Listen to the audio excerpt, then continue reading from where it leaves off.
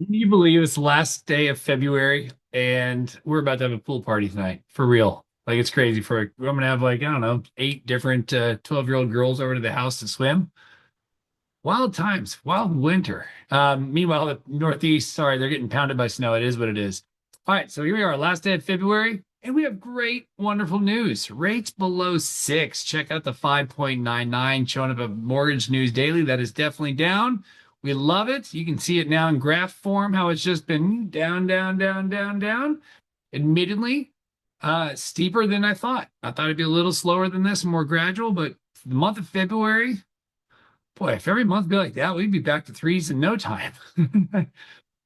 So again, 30-year fixed, apparently below six. That's awesome news. We'll take it. That's all this basically says. What it does tell you, the next slide, is that they are already predicting 2026 to be a good year for mortgages, or real estate, I should say. I back that up.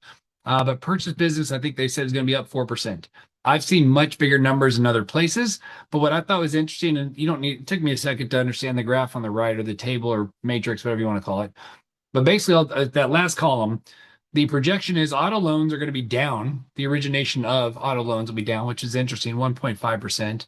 They think credit cards are going to be up 2%. Mortgages, they think up 4. 4 for purchase, 4.2 for refis. We'll see. Again, I think it could be more. But the unsecured personal loans up 11%. Now, admitting that that's down, right, from 2025, but I just thought that's crazy. Unsecured personal loans, like people need money. Like credit card debt still super, super high. But I did see another stat, which I didn't include there. Delinquencies are actually down on credit cards. So while the debt keeps going up, delinquencies are down. So go figure. Housing market. Last week we did a whole thing about how Austin was Texas' worst. And you can see it here in this graph on the right. That basically says this is where prices are falling. Austin shows up number, and this one six. Last week it was number three. Now it's number six. Down about a little over 5%, almost 6% here.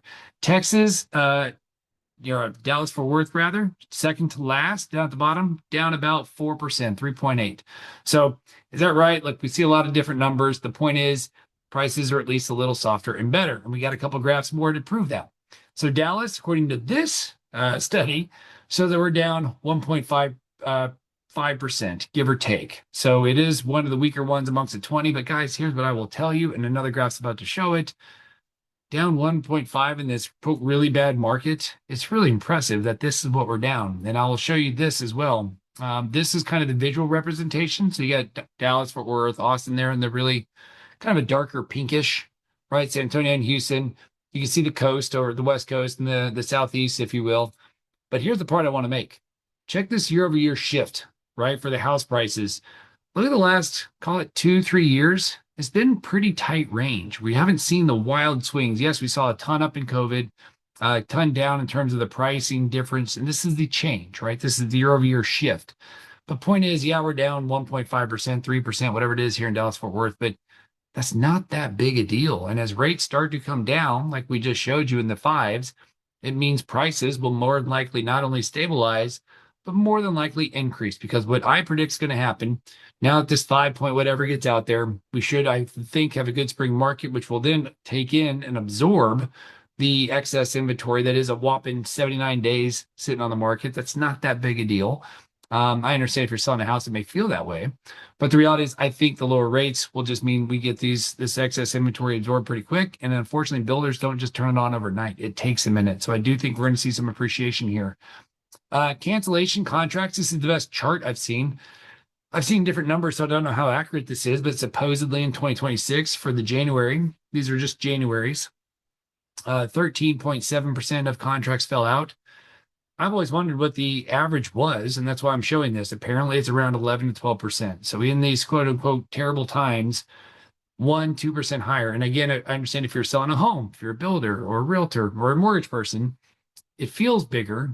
But again, conceptually or realistically, it's while bigger, it's not the end of the world. It's 1 to 2%. I mean, this isn't like big deal. So with all that said, refinances, we've had a lot of folks say, "Oh, I talked to somebody in the break evens this." Look, mortgage folks, they do it wrong. Not all the bad ones, right? The ones that don't know what they're doing, they say, "Oh, you're going to save $500 a month, and it costs you $4,000, therefore your break even's pretty quick."